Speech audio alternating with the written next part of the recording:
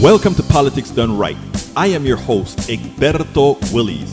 This is a progressive program that will take the mystery out of politics. This is the program that will encourage you to make sure government becomes we the people. Whether you are liberal, progressive, conservative, or otherwise, you get to air your point of view. We are an independent media outlet that, unlike mainstream media beholden to corporations, we only owe allegiance to you. Remember, you can also send me a tweet at EGBERTOWILLIES. That is at Egberto Willies. Let us engage. It is Politics Done Right.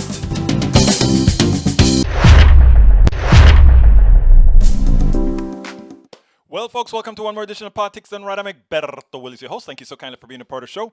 We are going to have a great show for you today. We're about to get it all started. My friends, how's everybody's? Happy welcoming you back from the weekend. How was your weekend? I trust that you had a wonderful weekend. I trust all is okay. Michael Rudnin, quick share, be back in 20. Okay, Michael, by then we should have started our improv. Those are the guys that I brought on today. Bridge MCP. Hey, y'all.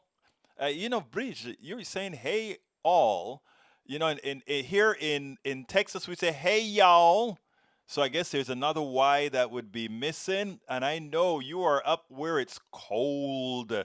Very, very cold. But you know what?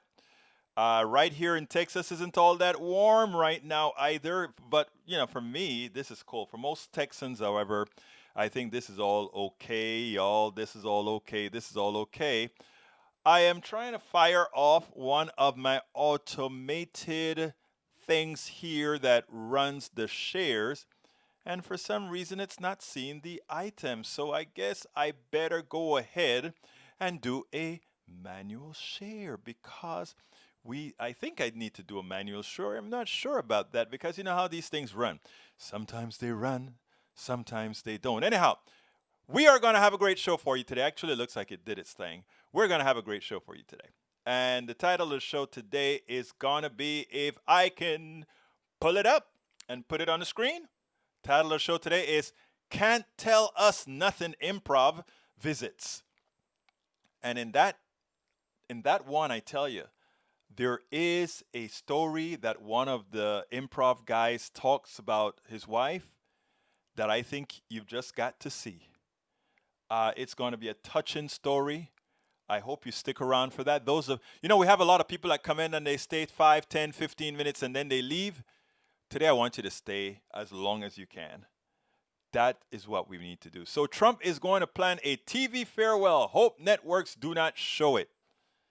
If they show that farewell, then we know we all know it's all about money, Breach. So you know that it's all about money. Anyway, title of the show, Can't Tell Us Nothing Improv Visits, Healthcare, Politics, Journalism, and more. The improv group Can't Tell Us Nothing visits, and there's this poignant healthcare story that we want you to hear. But before we get started with that, I want to play the message that President Obama sent or had over the weekend to the folks in Georgia, because Georgia is important and we have to try to win Georgia. If we want real progressive policies or somewhat progressive policies that's going to help 99% of Americans, the other 1% really doesn't need our help, right? You know why. Anyhow, check it out. When you've got a couple of senators who are downplaying a pandemic, towing the line of a president who botches the response to the pandemic. At the same time, behind closed doors, they're calling their brokers. That's not public service. That alone should motivate, I hope, the people of Georgia to say, we want somebody in there who cares about us. Exactly. We want somebody in there who cares about us. So, Bridge, you got your T-shirts. Please, where is the picture, Bridge? info@politicsdoneright.com or send it to me via Facebook or however you wish. There are many ways that you can get it here. Send me that pic with you posing with that stuff, maybe in the snow. I don't know. Anyhow, yeah, we want to see our folks with the with our stuff on. That would be great. Anyhow, folks, that I also want to show you. You know, I wrote a little piece on Facebook, right? And this person just doesn't want to believe. Yes, yes, yes. This person just doesn't want to believe that the person who won the election was Joe Biden. And I'm going to be frank with you. I don't know how you can live your life and believe anybody is going to take you seriously if you constantly preach things like, you'll see on November 20th that he really isn't elected, that it's really not Biden that's going to be president. And you have to be saying, are these people playing with a right mind? Are they correct? So, I mean, it turns out that I have people on my feed. We have this long feed that's mostly driven by one person, just talking about how how Biden is not going to be the president, and you'll see. This is what they're saying. You'll see what's going to happen. You'll see what's going to happen, and it's going to happen. You just don't know what's going to. And they keep saying that while the courts are kicking things out of the courts left and right, right? So this is my feed. This feed has to do with one person constantly saying, this is what this person says. Just continuing the delusion on part. But anyhow, when the Republican Secretary of State comes out and says this, shouldn't we really just call it in? Check it out. We have now counted legally cast ballots 3 times, and the results remain unchanged. I know there are people that are convinced the election was fraught with problems, but the evidence, the actual evidence, the facts tell us a different story. What more do they want? The Republican Secretary of State of Georgia, whose state has counted the vote 3 different times, and each time we get the same results, and somehow all these people think something magical is going to happen. What the Republican Party is doing to its people, and I'm not blaming a lot of these people, including this woman here on my feed that continues to harass and talk about how we are going to see what's going to happen, etc. You have to, at some point, you have to realize that those people are, they're really sick. They are ill. Nobody can be that way if they're not ill. And for that, we blame them. Ali Velshi did a great piece over the weekend that I said, I've got to play it. Check it out. Ali Velshi hits the nail on the head. He excoriates the Republicans. He excoriates the president. And he talks about a special stench. Check this out, and let's take it on the other side.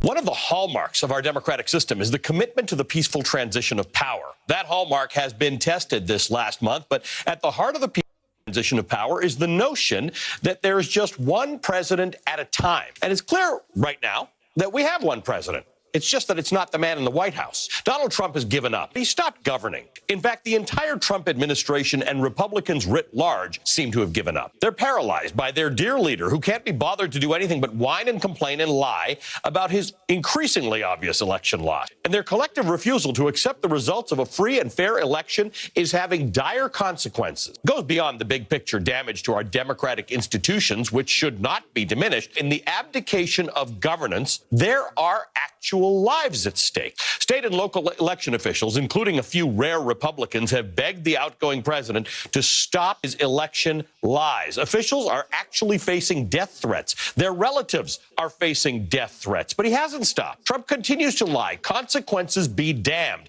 And he hasn't stopped because no one's really trying all that hard to stop him. Where are congressional Republicans? Where are Senate Republicans? Where are state and national Republicans? Some of them are brazenly standing behind Trump. A tiny few have spoken out about his antics, often because they are themselves the brunt of his attacks. But most remain silent while coronavirus rips through this country and the president won't even say its name.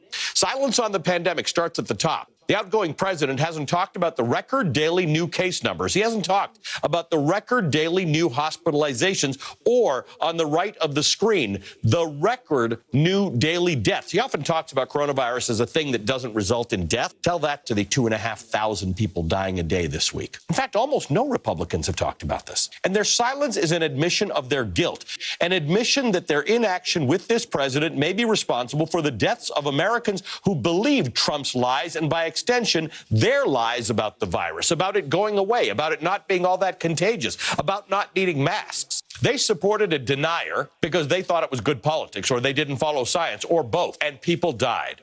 As of tonight, 279,303 Americans have died from the coronavirus. How many lives could have been saved if Republicans stood up? How many lives could have been saved if Republicans stopped the lies? How many lives could have been saved if Republicans cared more about their constituents than about their reelection? Because this is not about their constituents. It's just about them and their power and their all-encompassing desire to keep that power. The man in the White House has said nothing about the new distressing job that just came out. A recovery is happening, and it's helping some people immensely, and others not at all. 700,000 Americans have been filing for unemployment insurance claims every week for 37 weeks. Plus, 20 million people are still on the pre-pandemic unemployment rolls. This is unheard of. So what does the man in the Oval Office do? He said nothing about that dire report. Congressional Republicans were almost uniformly silent on the jobs report. But it makes sense when you think about it. For months, Mitch McConnell has blocked relief to those in need, relief that passed the House on October the 1st. And the man in the White House has said nothing about the need for relief in weeks. 13.4 million people are on pandemic unemployment programs that expire at the end of December.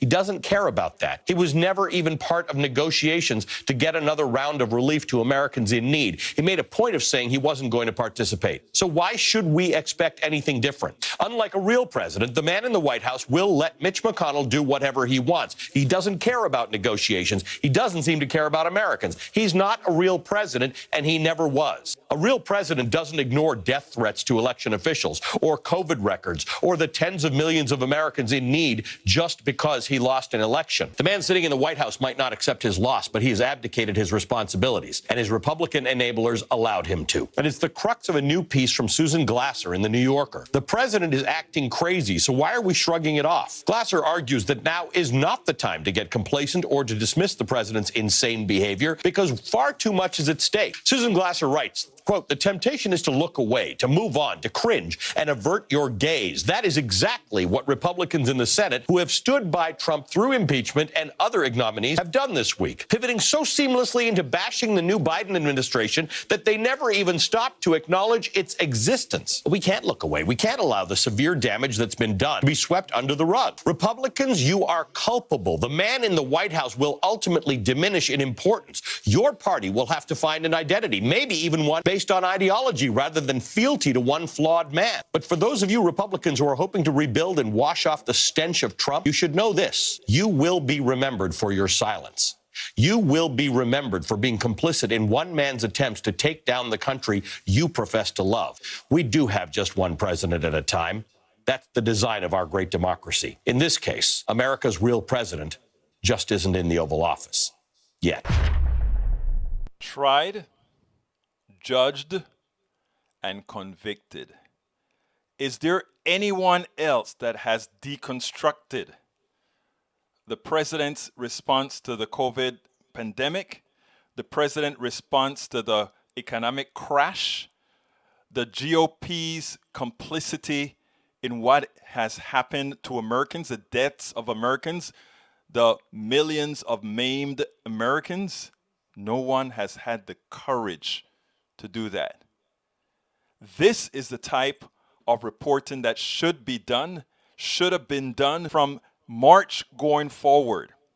Do you think 74 million Americans would have voted for Donald Trump had they explicitly understood the complicity both of Donald Trump and the Republicans? Do you think that Republicans would have picked up any House seats if they really understood where the genesis of the problem, the genesis of our economic disaster, what caused it?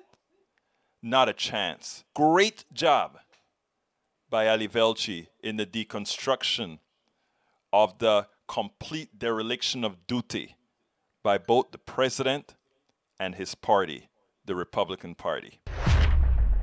And you know what is interesting? Like I said, when you see me not put the blame of on the rank and file Republicans, I'm gonna show you a video now that is the exact reason why. When you have these guys, that go out, I don't know, the stimulus check may still come. Bernie Sanders may be playing a game here to force their hands, and there's a Republican apparently with him as well who wants to make sure that every American get that stimulus check. I mean, it's an economic necessity based on what's going on right now. But anyhow, like I tell you, my folks on the right, when they have sycophants like these, I want you to listen to this, and you can see, these are the kinds of folks that have them so misled. Check this out. Earlier today on my show, I talked about let's hold our rank and file American citizens, those on the right that somehow believe they're right-wing sycophants or they're right-wing enablers, they're right-wing leaders. Those are the ones that we should be holding accountable, because you have a group of these guys that are so forceful in what they believe that they think they're right. I want you to listen to this here with Rick Santelli, and good for Andrew Sorkin, who came back to really put him in his place. But check this out, and then we'll take it on the other side. This is simply and entirely pathetic. Check this out. Can't tell me that shutting down, which is the easiest answer, is necessarily the only answer. Rick, I just as a public health and public service announcement for the audience, the difference between a big box retailer. Who is this? Hold on. The difference between it's Andrew. Who else? The difference between a big box retailer. Hold on. The difference between a big box retailer and a restaurant, or frankly, even a church, are so different, it's unbelievable. Going into a big box retailer, I disagree. You're wearing a mask. You can have your thoughts and I can have mine. You're required to wear a mask. I disagree. It's science. I'm sorry. It's science. If you're wearing a mask, science. it's a different story. 500 people at a Lowe's aren't any safer than 150 people in a restaurant that holds 600. I don't believe it. Sorry. Don't believe it. And I live in an area where there's a lot of restaurants that have fought back and they don't have any problems. And they're open. Okay. You don't have to believe it, but let me just say this. You're doing a disservice to the viewer, because the viewers need to understand it. You are doing a disservice to the viewer. You are. You are. I'm sorry. I'm sorry. I would like to keep our viewers as healthy as humanly possible. The idea of packing people into restaurants. I think our viewers are smart enough to make part of those decisions on their own. Completely different I don't think that I'm much smarter than all the viewers, like some people do. Now, Sorkin is absolutely right. When you have people in a Lowe's, if you have 500 people in a Lowe's, a big place, and they're walking around and all wearing masks, they're not shedding the viruses as people in the pew of a church where they're sitting right next to each other in a small enclosed location with lower general ceilings. The same applies to restaurants. When you have people in these close proximities, they're more likely to get the virus. What these guys are doing is it should be considered voluntary manslaughter, because they're messing with people's minds and they're causing people to do things that get them killed. And everywhere where these people take over, that is exactly what we see. And where we take measured approaches, where we take scientific approaches, that's where people do well.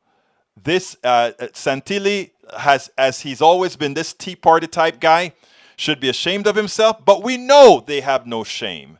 We know they really don't care. We know they take care of themselves, but care nothing about anybody else. They just want people to pack these places so that in the churches, they can collect their collections. So that in restaurants, irrespective of what happens, they'll make their buck.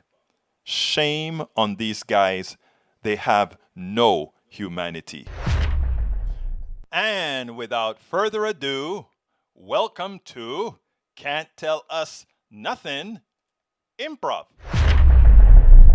Welcome to one more edition of Politics Done Right. Today I have a different kind of a show. So with us winning the races that we needed to win, I figure why not have a little bit of fun? We are here with Can't Tell Us Nothing.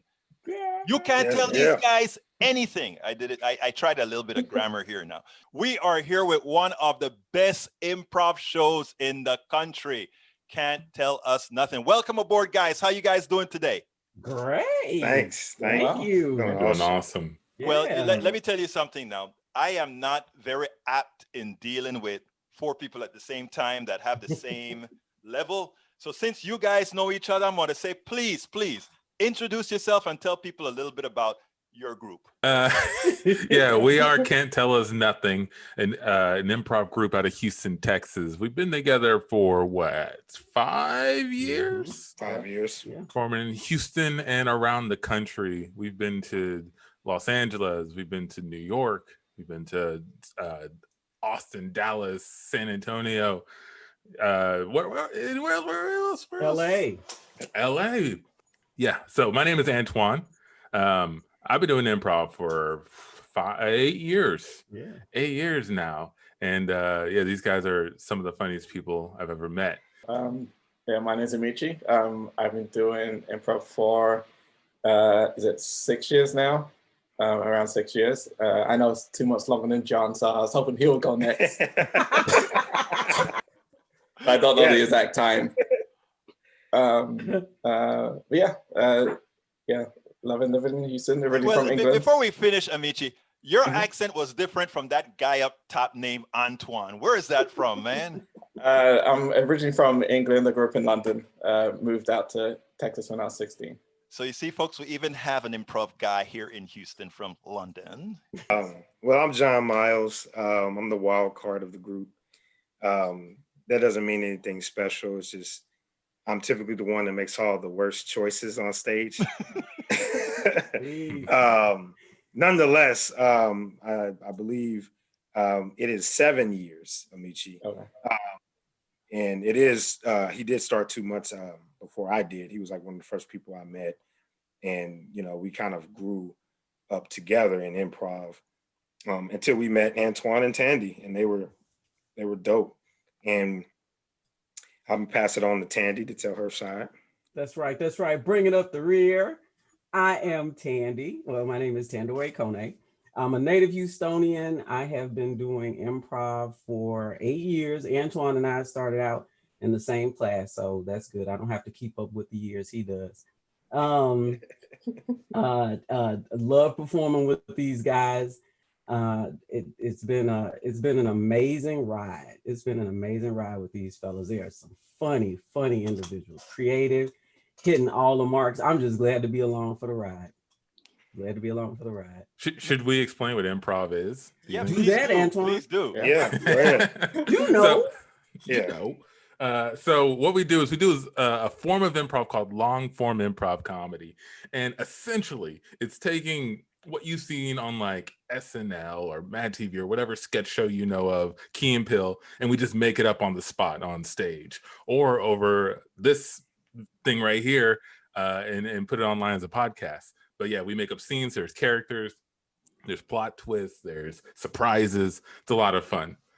But yeah, that's pretty much it. Now, let me tell you, folks, that I met these guys at a function we had at KPFT for the presidential elections, and they, I told a little story, and they turned that one story into several stories, and they just had us laughing up the gazoo. And I finally begged them and say, hey, would you guys give me the honor of being on Politics Done Right? And I kind of put it on their Facebook page, right?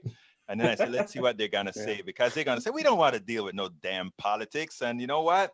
They said yes. So when they said yes, I said, you know what? Let's get busy. So anyhow, hey, Antoine, let me ask you something. Is this a side gig, a full-time gig? Do you guys have jobs? How do you do all of this stuff? It's a great question. It is at the moment like a very side gig. Is growing. Like we have been approached by multiple people to collaborate, to help build, to grow our brand and help their theaters or help what they're trying to do. So right now I think we all have day jobs, but we are very excited to see where this can go and where it can take us. And what's your expectation, John? My expectation, I'm very ambitious. I want to build. There's a place called Second City that's in Chicago. It's like the foundation or the capital of where improv and comedy is, and I actually believe we can have that in Texas. And my sights are on building that kind of infrastructure here. And I know it's going to take time, and we still got a whole lot of stuff to do. But that's where I see it going.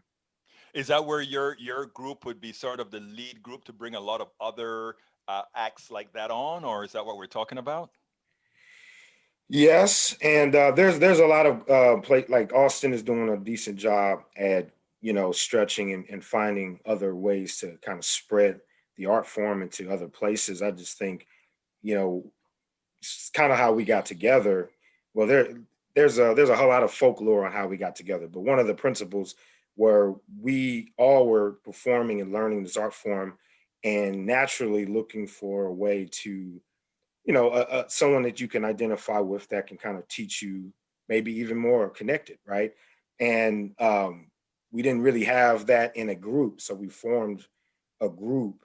And one of the things was going around and performing and getting other people that looked like us or identified with us or our culture or diversified in culture and in comedy. So um, that's kind of a little bit of a mission that we do. I think it's embedded in just the work we do.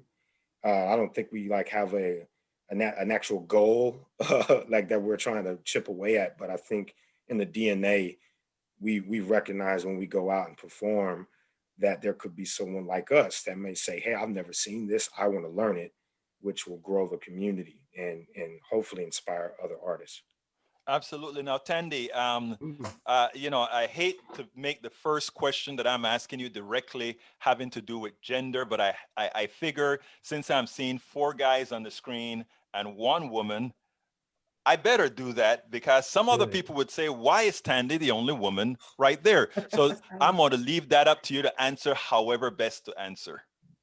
Well, I think I'll answer the first part of your question, which is why is Tandy the only woman here with these three guys? And when we formed the group, I think the person, I'm not going to name who formed it, but the person who set out to get us together said, I want to pick some of the best improvisers, Black improvisers in our theater, and let's just get together and form a group.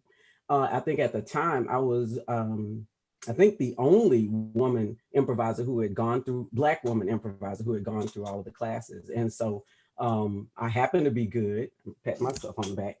Actually, you're very good. And so they, when the idea was introduced to me, I was like, yes, absolutely fantastic. Of course I'll join. Because we John said it and we don't necessarily dance around it, or at least I won't.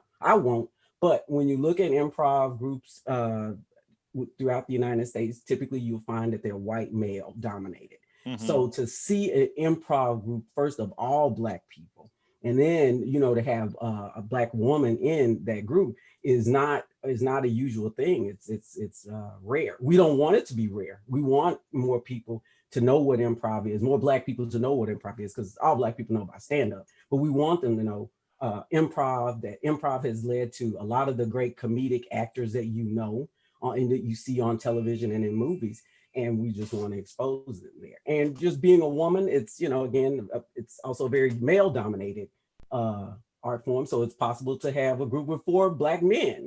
That is possible. But I'm just so honored that they extended the invitation to me.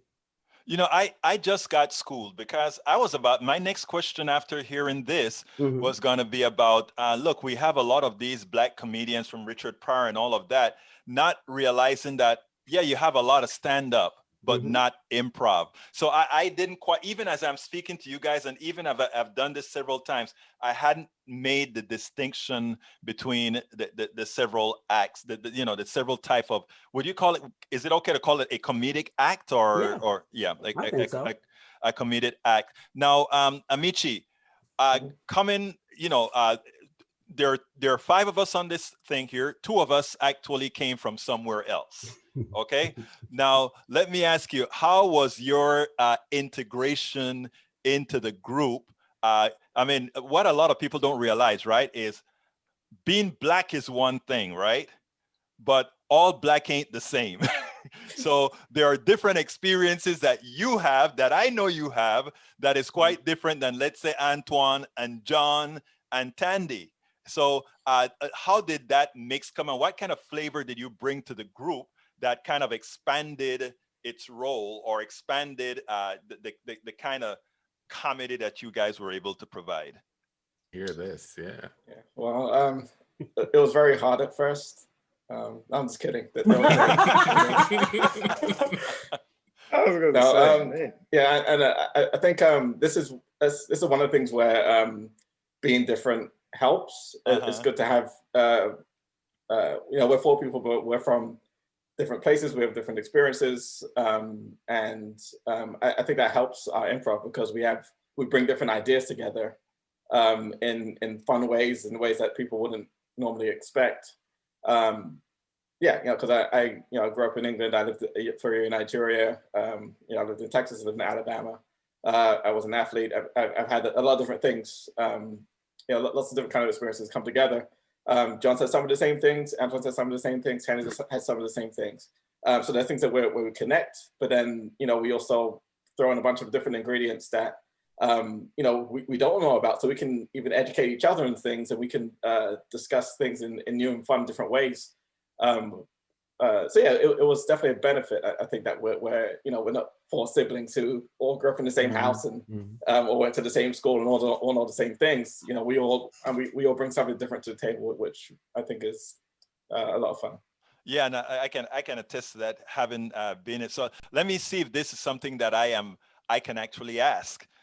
Donald Trump has lost his mind, and he thinks that he can still win the election. You guys are improv. Does improv work where somebody say, can you do an improv on that? All right, I got an idea. Hey, y'all. Yeah, what's up? What's going on? Normally, I got a bunch of ideas. Yeah. I always have ideas. Oh, yeah. Ideas, right. All the time. All the time, man. Too many.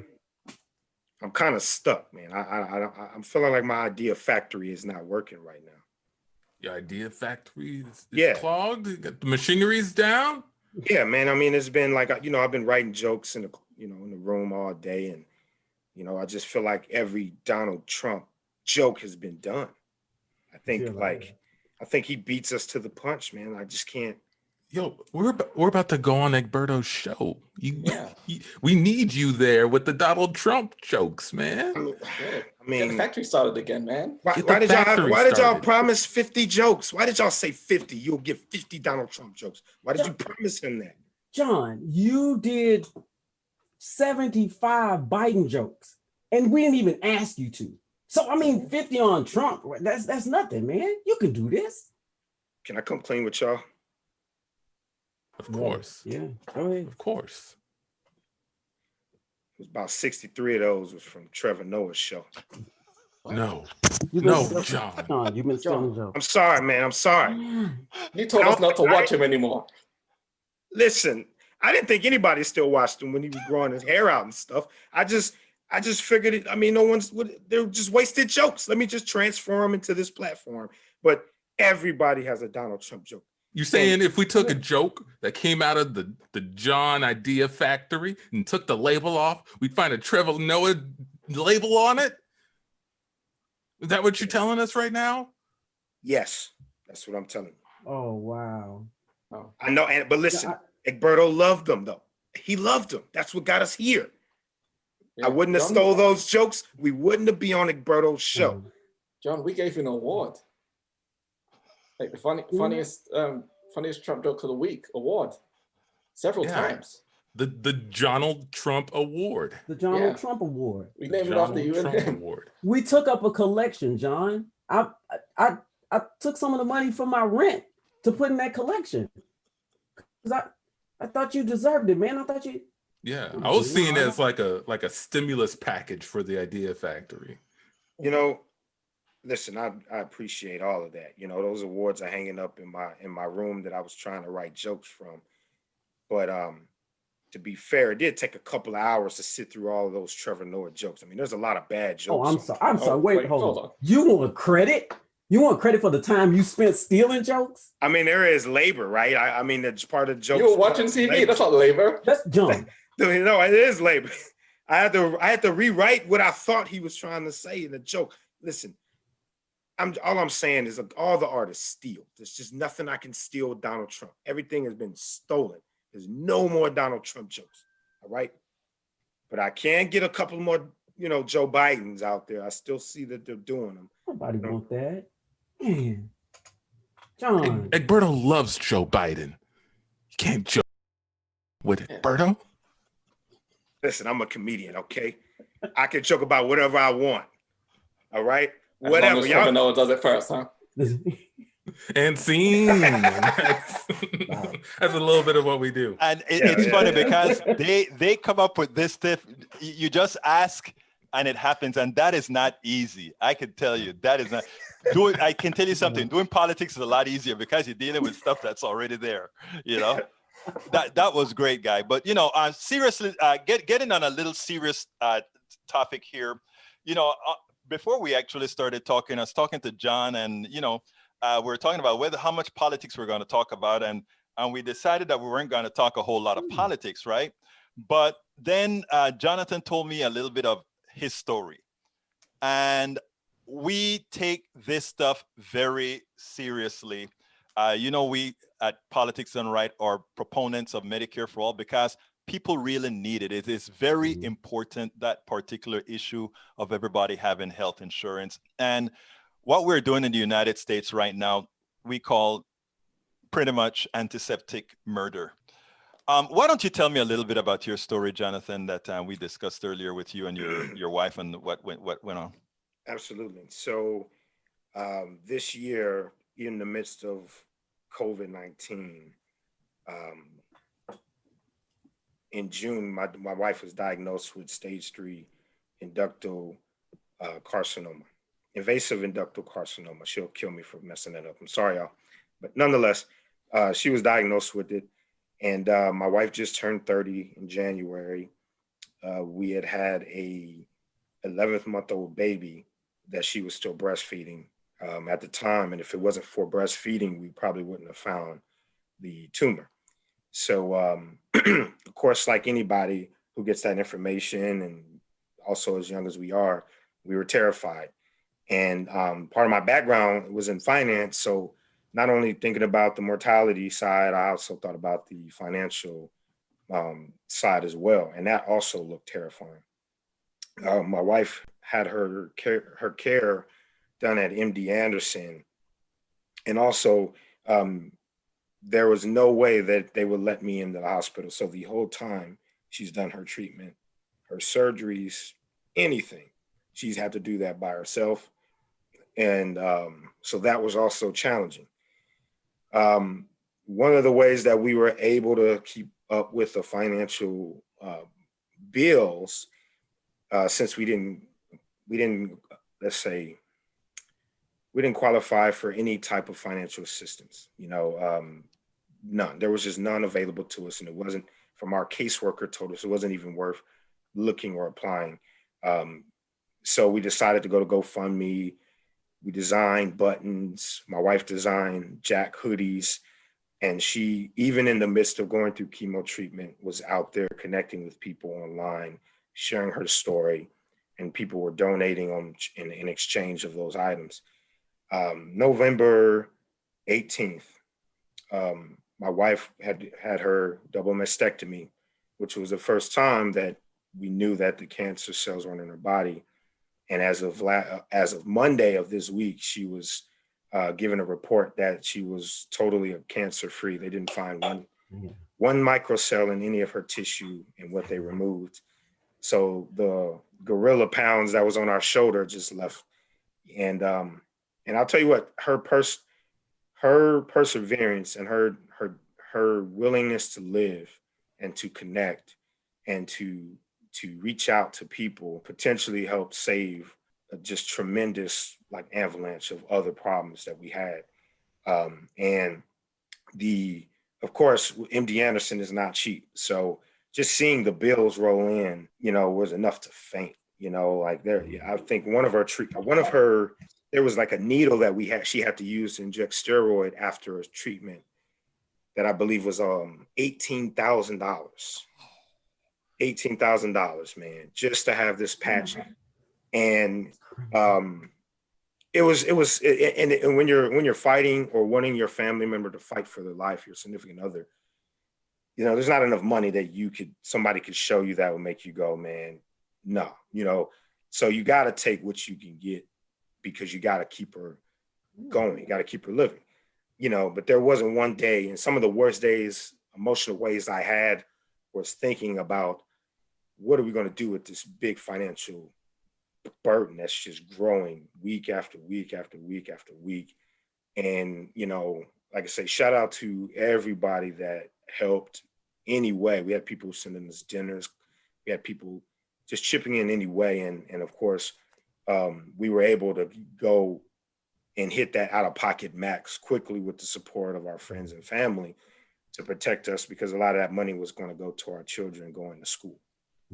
So that was my journey. My group, shout out to them. Every week they let me do this podcast with them every week. And sometimes that was only the only hour or two that I actually laughed in a day or two, right? Because of how much worrying or how much stress that I was under.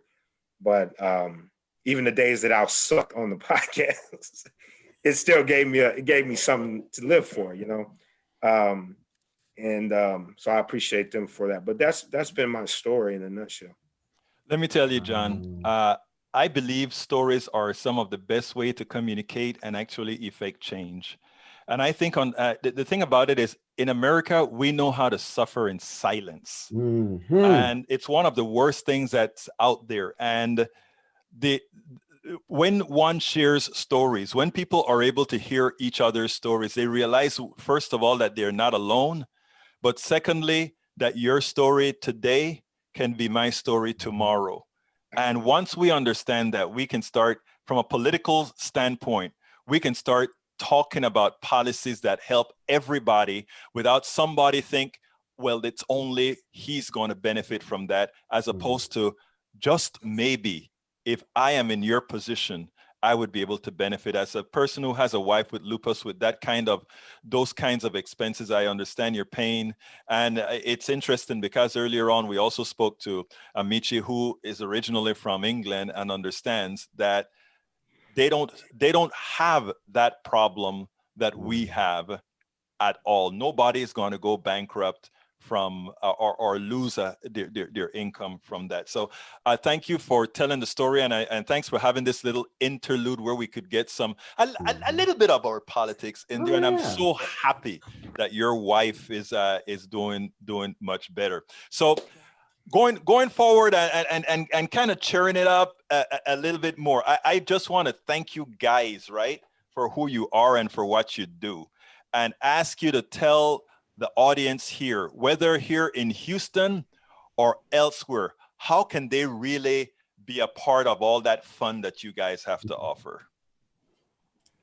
Sure, I can mention a few things. So if you want to find out more about what we do, if you want to see our show, if you want to reach out and connect, have a question, think you'd be a great guest, find us. C-Ton Improv is what you want to Google. CTUN Improv on Facebook is probably your best bet.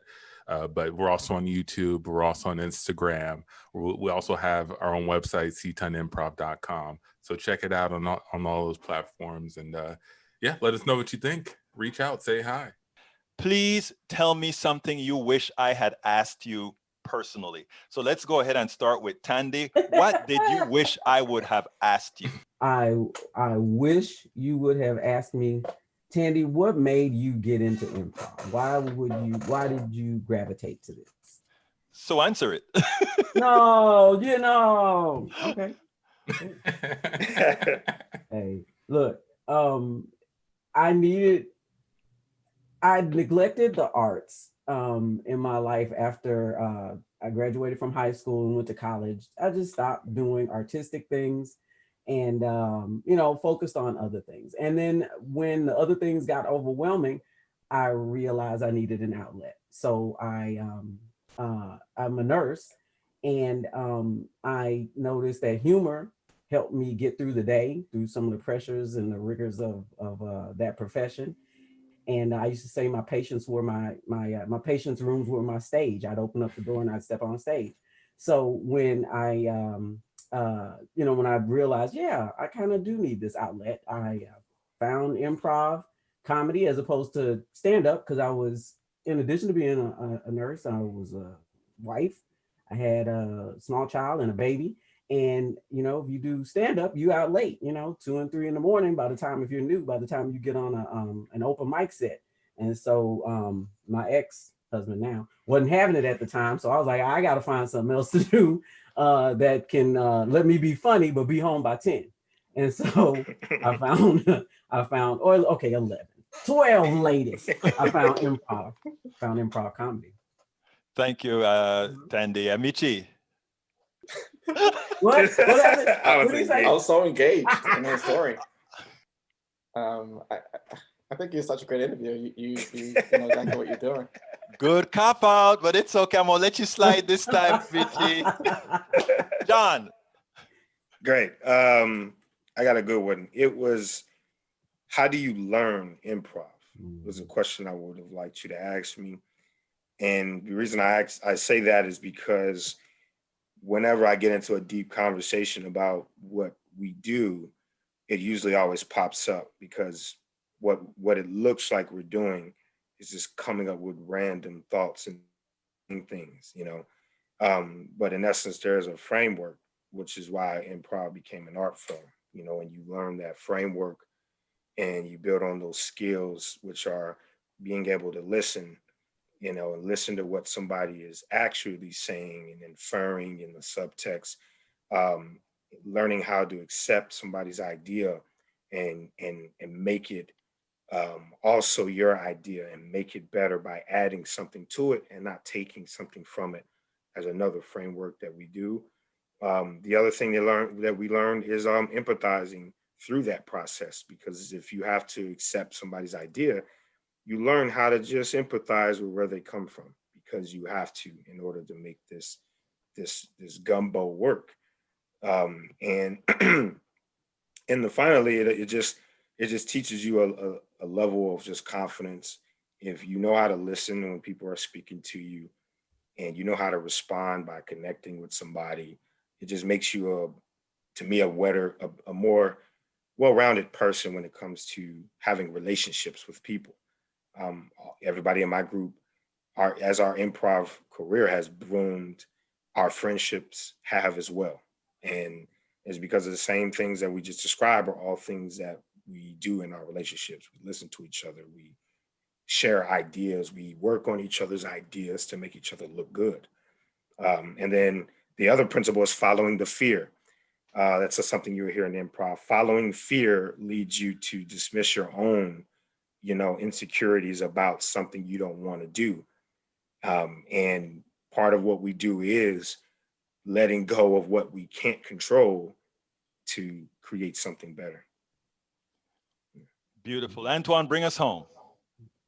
Sure, I'll keep mine short and sweet. I wish you would have asked me if I'm really from Houston, because yes, I am born and raised. For some reason, people hear how I speak, they don't think that I'm from Houston. They think I'm from somewhere else, but I am. I was raised in A-Leaf, Houston, Texas. The SWAT, as some people might know, Southwest, or Southwest, as some other people might say. But that's just so people know, Houston, Texas here. H-Town. Can't tell us nothing. Look, guys, it was my honor to have all 4 of you on Politics Done Right. First of all, I want to thank you for the fun that I had with you guys at the presidential show that we had at KPFT. And I want to thank you for giving me the opportunity and giving my audience the opportunity to learn a little bit about you guys. All the information about you, we are going to put in a blog post, a standalone blog post as well, because again, I think you guys are just great. Well, folks, I hope you enjoyed that off kind of a subject thing, not usual here. Yeah, Antoine is I mean, John Miles is pretty deep. No accent at all, Antoine. Yeah, I know what you mean. You can't really figure out where he's from. My thoughts with your sister, Michael Radnin. My thoughts are with your sister. We all go through a whole lot of these things, as you guys know. Haven't been shy about it with my daughter and my wife having lupus. My daughter just haven't had a stroke. Medical issues are something that affects us all. And that is one of the reasons we really need to have a true healthcare system instead of a healthcare system who uses sickness to transfer the wealth of the masses to a few. If we can just be able to tell folks exactly, oh, I'm sorry, your sister, Brige, I'm sorry, your sister. It's Brige's sister. I'm so sorry for that. Brige's sister who's going through the issues. But again, going back to healthcare, one of the things that I think we have to be able to tell everybody is that the current healthcare system in America is not a system to help you. It's not a system to cure you. It's a system to transfer. It's a system to transfer your wealth to a distinct few. And when we are able to tell truthfully that that is how our system is designed, that is when we will be able to convince others that we can do better. Welcome aboard, Brige MCP, Michael Rudnin, Tank 28, Paul Fleming. And Paul, yes, suffering in silence with MS, another autoimmune disease. Brother, you know I'm with you. I'm telling you something, Paul. Yeah, I know you have your good days and your bad days. That's just the nature of that particular illness. Hang in there. Know that you're not alone. You have people with you, brother. You have people with you. Daniel Ledo, welcome aboard. Let's see. Lee Grant, welcome aboard. Lee, it's not always funny to everybody. It's funny to some. I love them, and a lot of people in Houston love them. A lot of people around the country love them. They won quite a few awards. And again, you know, comedy is one of those things. It's all distinct for different people. What kind they like, how they like it, when they like it, etc. So that's what it is. Now, I noticed that Tank has been concerned about the amount of people that are watching us live. Again, Brother Tank, just let me tell you that we have thousands of people. They watch on podcasts, live and otherwise. Most of our views come on podcasts through all the different podcasting networks. I'd love to have a whole lot of people watching live. We don't have the best time slot. People work. People do a whole lot of things at 3 o'clock. I've asked people if they wanted to change the hours, but I have a strategic problem. I love my people that I've been talking to here at 3 o'clock for a very long time. And so I run the risk of, you know, I want to stay at 3 for several reasons. And we do a rerun of the show. Again, it's on podcasts and everywhere else. So as far as the numbers are concerned, you know, it's okay. We're doing just fine. We're making our difference. And everybody here, everybody who watches live and otherwise, they are making a difference. They are making a difference. So, Paul, I had promised to send your book out on, I think it was Friday. I wasn't able to. All kind of stuff happened. It goes out for you today. I ask your forgiveness, and I'm glad that Brige got her T-shirt, all that good stuff. Anyhow, let's go ahead and say, please, that book on the screen, it's worth it. I ask you so kindly to, if you have the wherewithal, go ahead and get the book. It's a worthwhile read. You can get it at that Amazon link that I just placed in there. But of course, you can also get it at our store to cut out the middle person, just like Paul did it at our store to cut out the middle person. So thank you so kindly, guys. Go to politicsdoneright.com/store. Alternatively, you can support our program by going to politicsdoneright.com/Patreon. You can also go to politicsdoneright.com/PayPal. But if you're on YouTube, you can just click that join button and say, I want to support Politics Done Right, because we know you're doing the work that we all have to get done. So please consider as well. going to politicsdoneright.com/YouTube if you're not on YouTube already, and hit that join button. Again, that is politicsdoneright.com/YouTube. If you're already on YouTube, just click the join button and become a part of our posse. As Bridge MCP would call it, the PDR posse. Is that right, Bridge? PDR posse? I think that's what you call it, Bridge. PDR posse. Anyhow, folks, I want to thank you all for being here. And again, those of you that are going through issues with illness or whatever, know this, because when we're sick, when we're going through things, a lot of times we think that we're going through these things alone. Anytime I have to pick up my daughter on, her mood, because my daughter is a strong young lady. I mean, a 28-year-old at the time when she got the stroke, and how she came back and she fought to finish that year in her third year in med school, now in her fourth year.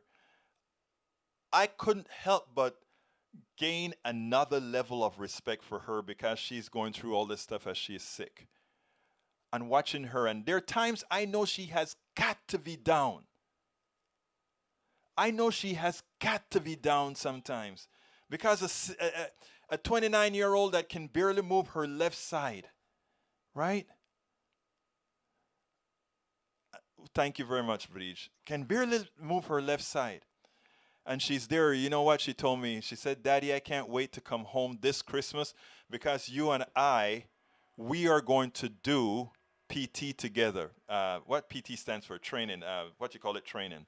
We're going to go through and work her left side, and we're going to go walking, and we're going to be exercising her hands, because when I was there in DC, that's what we did to kind of help her flexibility, to bring it all back. So my message to you, Paul, I know what you go through with MS, brother. I really, really do. Both from having a wife with lupus and having a daughter who's just had this stroke. I know what you're going through.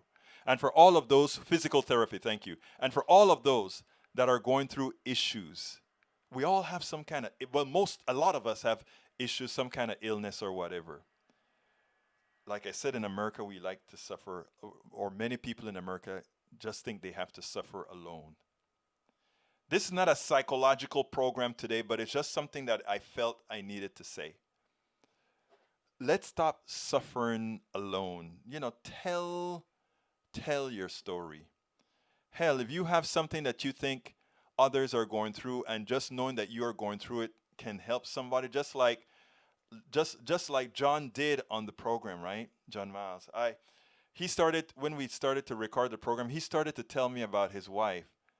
And I said, "Hey, a lot of people would love to hear that. Would you tell the story to the audience?" And he thought a little bit, and he said, "Yeah." And then that's when we got into the part about suffering in silence and that kind of stuff. It's like, yeah, tell the story. Why? We have a tendency, we don't want to tell that this is happening or whatever. No, you help others when others know that we are all in this game together. We all go through the same things at some point in time. That is why we need Medicare for all. Not for when 90% of people are healthy, but for the few times when 10% of people just happen to need it. Let's start thinking about other people. My name is Egberto Willies. This is Politics Done Right. Love you guys. Thank you guys for being here. You know how I get out of here. I am what? Out.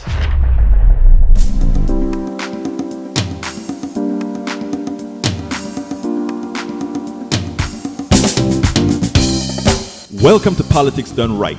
I am your host, Egberto Willies. This is a progressive program that will take the mystery out of politics. This is the program that will encourage you to make sure government becomes we the people.